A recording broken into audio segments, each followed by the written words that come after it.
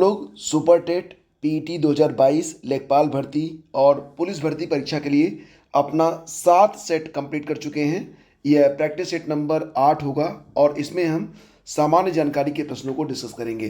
तो कुल मिला के 25 प्रश्न हैं। देखते हैं कि कौन कौन से प्रश्न हैं और देखिए कि कितने प्रश्नों के उत्तर आप दे सकते हैं। बताइए कि भारत का संविधान, जो भारत का संविधान है वो भारत को किस रूप में घोषित करता है? तो राज्यों का समूह घोषित करता है, अर्ध संघ घोषित करता है, राज्य व केंद्रीय क्षेत्रों का संघ घोषित करता है। सही जवाब यही है, ऑप्शन सी। भारत के संविधान का अनुच्छेद 1 भारत को राज्यों तथा केंद्र शासित प्रदेशों का समूह घोषित करता है। अगला क्वेश्चन होगा, भारत के राष्ट्रपति का चुनाव किस प्रकार का होता है? तो दोस्तों, भारत के राष्ट्रपति का जो चुनाव होता है यह यहाँ पर जो दिया गया है वह केवल राज्यसभा के सदस्यों के द्वारा चुना जाता है, ऐसा नहीं होता है। वह संसद के दोनों सदनों के संबंधित सत्र में चुना जाता है, ऐसा भी नहीं है। वह सीधे जनता के द्वारा चुना जाता है और उपरोक्त में से कोई नहीं। तो सही जवाब यही होगा कि उपरोक्त में से कोई नहीं। भारत के राष्ट्रपति का चुनाव इसमें से किसी विधि से नहीं होता है, बल्कि संसद और राज्य की विधानसभाओं के निर्वाचित सदस्यों द्वारा आनुपातिक प्रतिनिधित्व की एकल संक्रमणीय पद्धति के द्वारा किया जाता है। अगला क्वेश्चन है कि केशवानंद भारती केस का महत्व इसलिए है क्योंकि, तो यहाँ पर देखिए विकल्प हैं। उसने कार्यपालिका के उद्देश्यों को दरकिनार कर दिया, या उच्चतम न्यायालय ने संविधान की मूल विशेषताओं को प्रतिपादित किया था। यही सही है, ठीक है। तो केशवानंद भारती केस ये किस सन से संबंधित है? ये 1973 में आया था और इसका महत्व इसीलिए है कि उच्चतम न्यायालय ने संविधान की मूल विशेषताओं को प्रतिपादित किया था। तो ये जरूर याद रखना, एग्जाम के लिए बहुत इंपॉर्टेंट है। अगला क्वेश्चन है कि मोटर वाहन की बैटरी में कौन सा अम्ल डाला जाता है? जो मोटर वाहन की बैटरी होती है उसमें कौन सा अम्ल होता है? तो H2SO4 होता है। सही जवाब इसका ऑप्शन डी होगा, ठीक है। इसके बाद अगला क्वेश्चन है कि यहाँ पर देखिए, मानव शरीर में पाचन के संदर्भ में लाइपेज निम्न में से किससे स्रावित होता है? जो लाइपेज होता है, तो ये बहुत ही इंपॉर्टेंट क्वेश्चन है। तो ये किससे स्रावित होता है, ये प्रश्न यहाँ पर है। तो दोस्तों याद रखना कि मानव शरीर में पाचन के संदर्भ में जो लाइपेज होता है ना, ये अग्नाशय से निकलता है। तो विकल्प सी यहाँ पर सही है। और यह भी याद रखना कि ये मानव शरीर की दूसरी सबसे बड़ी ग्रंथि है, ऑप्शन सी। अगला क्वेश्चन देखते हैं, भारतीय कृषि में जुलाई से अक्टूबर नवंबर तक की अवधि को क्या कहते हैं? आप जानते हैं गेहूं की जो फसल होती है रबी की फसल होती है, इसका जो महीना होता है मतलब नवंबर से लेकर फरवरी मार्च तक, तो अक्टूबर से नवंबर तक का जो महीना होता है ये खरीफ की फसल का होता है। यानी कि इस मौसम में धान से संबंधित जो फसलें होती हैं वो उगाई जाती हैं। तो खरीफ का मौसम होता है जुलाई से अक्टूबर नवंबर वाला, ठीक है। डिब्रूगढ़ शहर यह किस नदी के तट पर स्थित है? डिब्रूगढ़, तो डिब्रूगढ़, कामरूप, गुवाहाटी शहर यह असम में ब्रह्मपुत्र नदी है ना, उसी के तट पर स्थित होता है। तो ऑप्शन बी इसका करेक्ट है। ब्रह्मपुत्र नदी की उत्पत्ति तिब्बत में मानसरोवर झील के निकट चेमा युगडुंग ग्लेशियर से होती है। इसका नाम थोड़ा सा आप लोग देखिएगा, इसका नाम है चेमा युगडुंग, ठीक है। तो इसी ग्लेशियर से जो ये नदी होती है ब्रह्मपुत्र, वो निकलती है तिब्बत में मानसरोवर झील के निकट, ठीक है। देखिए अगला क्वेश्चन क्या है, निम्नलिखित में बाघों के संरक्षण से संबंधित कौन सा स्थल उत्तर प्रदेश में स्थित है? बाघों के संरक्षण से संबंधित कौन सा स्थल है जो कि उत्तर प्रदेश में स्थित है, ये प्रश्न है यहाँ पर।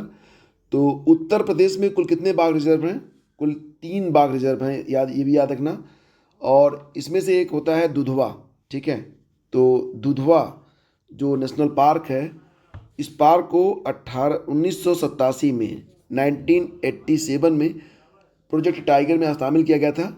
और प्रदेश का जो दूसरा टाइगर रिजर्व है यह 2012 में बिजनौर के अमानगढ़ क्षेत्र तथा 2014 में तीसरा वाला पीलीभीत शाहजहांपुर के लगभग 73,000 वर्ग हेक्टेयर क्षेत्र को प्रदेश का तीसरा और देश का 47वां टाइगर रिजर्व घोषित किया गया था। तो जरूर याद रखना, इसका सही जवाब हो जाएगा ऑप्शन बी, ठीक है, अमनगढ़। तो बाघों के संरक्षण से संबंधित कौन सा स्थल उत्तर प्रदेश में स्थित है? तो इसका जवाब हो जाएगा 58 का अमनगढ़। आगे देखते हैं अगला क्वेश्चन क्या होगा। अगला क्वेश्चन है फ्रेंड्स कि कौन सा प्रत्यक्ष कर का उदाहरण नहीं है, यानी कि कौन सा कर जो होता है वो डायरेक्टली आपको नहीं देना पड़ता है। कौन सा प्रत्यक्ष कर का उदाहरण नहीं है? आयकर, संपत्ति कर, उपहार कर और बिक्री कर में। तो देखिए यहाँ पर जो क्वेश्चन है इसका आंसर क्या होगा, तो सही जवाब बिक्री कर होगा। बिक्री कर प्रत्यक्ष कर का उदाहरण नहीं है। जिन करों को व्यक्ति से सीधा वसूला जाता है वह प्रत्यक्ष कर कहलाता है। अगला क्वेश्चन देखते हैं, निम्नलिखित में कौन से रक्त समूह को यूनिवर्सल डोनर कहा जाता है? यूनिवर्सल जो डोनर होता है यह कौन सा रक्त समूह होता है, ये प्रश्न है यहाँ पर। तो इसके बारे में आपको जरूर पता होगा। ओ ऑप्शन डी यहाँ पर करेक्ट है।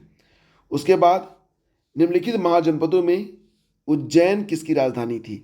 जो उज्जैन है वो किसकी राजधानी थी? तो इसके बारे में आप जानते होंगे, उज्जैन या उज्जैनी भी इसे कहा जाता था।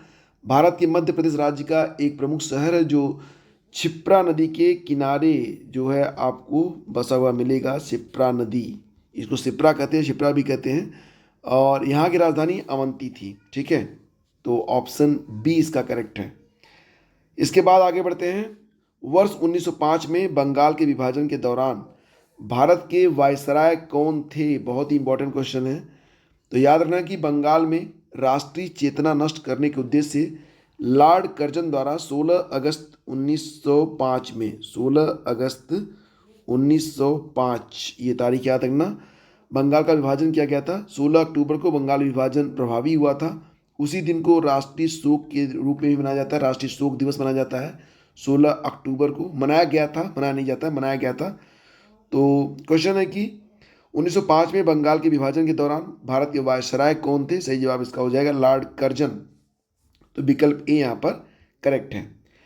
ट्रांसफार्मर किससे काम करता है? ये क्वेश्चन है कि ट्रांसफार्मर जो है यह किससे काम करता है?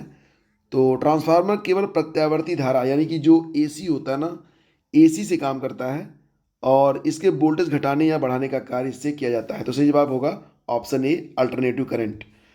इसके बाद अगला क्वेश्चन है, वायुमंडल में ओजोन ह्रास मुख्यतः किया जाता है, यानी कि जो ओजोन परत है उसमें जो क्षय होता है वह किन कारणों से होता है? तो वायुमंडल में ओजोन ह्रास मुख्यतः क्लोरोफ्लोरोकार्बन, इसको CFC भी कहते हैं, तो CFC के द्वारा होता है। तो यहाँ पर सही जवाब ऑप्शन डी होगा, chlorofluorocarbon.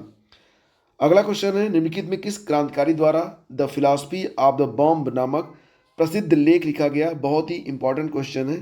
The philosophy of the bomb ये जो किताब है ये भगवती चरण बोहरा की किताब है, किताब नहीं है, लेख है ये भी याद रखना। भगवती चरण बोहरा, इसका जवाब हो जाएगा ऑप्शन बी। भगवती चरण बोहरा स्वतंत्र भारत के महान क्रांतिकारी थे और वे हिंदुस्तान प्रजातांत्रिक सोशलिस्ट पार्टी के सदस्य थे। तो सही जवाब इसका ऑप्शन बी है। अगला क्वेश्चन है, भारत की आबादी की औसत आयु सीमा क्या है? भारत की जो आबादी है उसकी जो एवरेज एज है, एवरेज एज लिमिट कितनी है? तो आपको बता दें कि भारत की जनसंख्या की जो औसत आयु 25 से 30 वर्ष है मानी जाती है इसे, ऑप्शन बी। वर्ष 2019 में औसत आयु 29 वर्ष थी। भारत की 65% जनसंख्या 35 वर्ष से कम आयु की है। ठीक है, तो ये याद रखना है इसको। तो ऑप्शन बी इसका है। देखो औसत आयु सीमा नहीं बल्कि यहाँ पर सिर्फ औसत आयु होनी चाहिए थी। औसत आयु, ये सीमा शब्द नहीं, औसत आयु। औसत आयु 25 से 30 साल, ये 2019 के रिपोर्ट के मुताबिक है। आगे बढ़ते हैं। निम्नलिखित में से किस ब्रिटिश मिशन या योजना ने पाकिस्तान की मांग को अमान्य कर दिया था? बहुत ही अच्छा प्रश्न है ये और कई बार ये प्रश्न रिपीट हुआ है। तो किस ब्रिटिश योजना ने पाकिस्तान की मांग को अमान्य कर दिया था? इसका जो आंसर है बिल्कुल रट लीजिए। 24 मार्च 1946 को 3 सदस्यीय Stafford Cripps Pethick Lawrence AB Alexander सदस्यीय कैबिनेट मिशन भारत आया था। तो सही जवाब इसका ऑप्शन होगा। और इस मिशन ने जो पाकिस्तान संबंधी मांग थी उसको अस्वीकार कर दिया था। ठीक है, तो आप ये भी बता दें कि मुस्लिम लीग ने कैबिनेट मिशन योजना को ही अस्वीकार कर दिया तथा पाकिस्तान को प्राप्त करने के लिए 16 अगस्त 1946 को प्रत्यक्ष कार्रवाई दिवस के रूप में मनाया गया था। अगला क्वेश्चन देखिए, भारतीय ज्ञानपीठ पुरस्कार के प्रथम विजेता जी शंकर कुरूप किस भाषा के साहित्यकार थे? तो क्वेश्चन है कि भारतीय ज्ञानपीठ पुरस्कार के प्रथम विजेता जी शंकर कुरूप किस भाषा के साहित्यकार थे? तो तो यहाँ पर जो ऑप्शन है, अब यहाँ पर देखिए ऑप्शन और बताइए। तो भारतीय ज्ञानपीठ पुरस्कार के पहले विजेता जी शंकर कुरूप, ये मलयालम साहित्यकार थे। तो सही जवाब इसका हो जाएगा ऑप्शन सी। निम्नलिखित में से क्या 10 डिग्री चैनल से अलग किए जाते हैं? यह प्रश्न कई बार मैं डिस्कस कर चुका हूँ। 10 डिग्री चैनल से क्या क्या अलग होते हैं? तो फ्रेंड्स इसका आंसर देखिए, और इसमें हो जाएगा, देखो आपको बता देता हूँ, कुल मिला के 3 चैनल आपको याद रखने हैं, ठीक है। सबसे पहले बता देता हूँ 10 डिग्री चैनल। तो जो 10 डिग्री चैनल है ये छोटा अंडमान और कार निकोबार के मध्य है। छोटा अंडमान और कार निकोबार, तो ऑप्शन बी इसका है। याद रखना 8 डिग्री चैनल के बारे में। तो ये जो 8 डिग्री चैनल है ना, ये मालदीव और मिनिकॉय के मध्य है, तो ये भी याद रखना। इसके बाद एक और है 9 डिग्री चैनल। तो 9 डिग्री चैनल जो है ये लक्षद्वीप और मिनिकॉय के बीच है, याद रखना। अगर कभी प्रश्न आया कि पाक स्ट्रेट के बारे में, अभी यहाँ पर पी ए के नहीं लिखा जाता है, इसको PAL के लिखा जाता है। पाक स्ट्रेट जल डमरू मध्य इसे कहते हैं। यह तमिलनाडु और श्रीलंका के बीच में है, ठीक है। और कोको स्ट्रेट कहाँ पर स्थित है? कोको स्ट्रेट, कोको जल डमरू मध्य, इसको ऐसे कहेंगे ना। तो कोको द्वीप म्यांमार और उत्तरी अंडमान के मध्य है, कोको जल डमरू मध्य। और मन्नार की खाड़ी यह दक्षिण पूर्वी तमिलनाडु और श्रीलंका के मध्य है। तो कई सारी जानकारियाँ आपको मिली। आगे बढ़ते हैं। निम्नलिखित में कौन सा पर्वतीय दर्रा उत्तराखंड में स्थित नहीं है? कौन सा पर्वतीय दर्रा उत्तराखंड में स्थित नहीं? लिपुलेख, सिपकीला, नीति दर्रा और मुलिंगला। तो ऑप्शन बी करेक्ट होगा इसका, सिपकीला। यह कहाँ पर स्थित है? यह हिमाचल प्रदेश में स्थित है। और इसके अलावा हिमाचल प्रदेश में कौन कौन से दर्रे हैं? एक तो आपको और मिलेगा रोहतांग, रोहतांग दर्रा भी हिमाचल प्रदेश में ही मिलेगा। एक दर्रा और मिलेगा बड़ा, जी हाँ, बड़ा लाचा। बड़ा लाचा, रोहतांग और सिपकीला, ये तीनों दर्रे कहाँ पर हैं? ये हिमाचल प्रदेश में हैं। रटिए सबको। निम्नलिखित में से कौन सी बीमारी प्रोटीन ऊर्जा कुपोषण के कारण होती है? प्रोटीन ऊर्जा कुपोषण PEM के कारण होती है। तो इसका सही जवाब क्या हो जाएगा? क्वाशरकोर, ऑप्शन बी। क्वाशरकोर आहार में प्रोटीन की अत्यधिक कमी के कारण होने वाला कुपोषण है। प्रोटीन कुपोषण या क्वाशरकोर ज़्यादातर ऐसे भौगोलिक क्षेत्रों में बसे लोगों में होता है जिनके पास खाद्य पदार्थ के सीमित संसाधन हैं, और ये बच्चों में सबसे ज़्यादा देखा जाता है। अगला क्वेश्चन है, निम्नलिखित में से किस शहर का नाम अलाउद्दीन खिलजी ने अपने बेटे खिज्र खान के नाम पर खिजराबाद रखा था? तो अलाउद्दीन खिलजी ने रखा था खिजराबाद नाम, किस शहर का नाम रखा था? खिजराबाद। तो दोस्तों यहाँ पर चित्तौड़ का किला 1303 में अलाउद्दीन खिलजी ने जीता, और इसके बाद इसी का नाम रख दिया था, क्या नाम रखा था? खिजराबाद, ठीक है। तो इसका सही जवाब हो जाएगा ऑप्शन सी, चित्तौड़ का किला। आलू किसका एक प्रमुख स्रोत है? आलू से क्या मिलता है? प्रोटीन, वसा, मिनरल, कार्बोहाइड्रेट। तो सही जवाब इसका हो जाएगा ऑप्शन डी। कार्बोहाइड्रेट में साधारणतः क्या होता है? चीनी होती है, और वे वो पदार्थ हैं जिन्हें जल अपघटन द्वारा चीनी में परिवर्तित किया जा सकता है। तो चावल, गेहूँ, आलू, साबूदाना, मिठाई, अंगूर और फल आदि ये सब पाए जाते हैं इसमें, ठीक है। अगला क्वेश्चन देखते हैं। संयुक्त राष्ट्र यानी कि यूनाइटेड नेशन जनरल असेंबली की अध्यक्षता करने वाली पहली महिला थी, कौन थी? तो इसका आंसर क्या हो जाएगा फ्रेंड्स? देखो, सुभाष चंद्र संयुक्त राष्ट्र जनरल असेंबली की अध्यक्षता करने वाली, यानी कि संयुक्त राष्ट्र यूनाइटेड नेशन जनरल असेंबली, इसको UNGA लिखते हैं ना, कि अध्यक्षता करने वाली जो पहली महिला थी उनका नाम विजय लक्ष्मी पंडित था। 1953 में, 1953 में ये असेंबली की अध्यक्ष बनी थी। अगला क्वेश्चन है, सुभाष चंद्र बोस ने भारतीय राष्ट्रीय कांग्रेस से निकलने के बाद किस पार्टी की स्थापना की थी? तो भारतीय राष्ट्रीय कांग्रेस से जब वो निकल गए थे तब उन्होंने क्या बनाया था? फॉरवर्ड ब्लॉक उन्होंने बनाया था। और 1939 में त्रिपुरी अधिवेशन हुआ था, उसके बाद उन्होंने कांग्रेस को छोड़ दिया था। तो और उसी समय फॉरवर्ड ब्लॉक की स्थापना भी की गई थी, तो ये याद रखना। तो फ्रेंड्स ये थे आज के प्रश्न। उम्मीद करता हूँ कि सेशन आपको पसंद आया होगा। Please do like and share.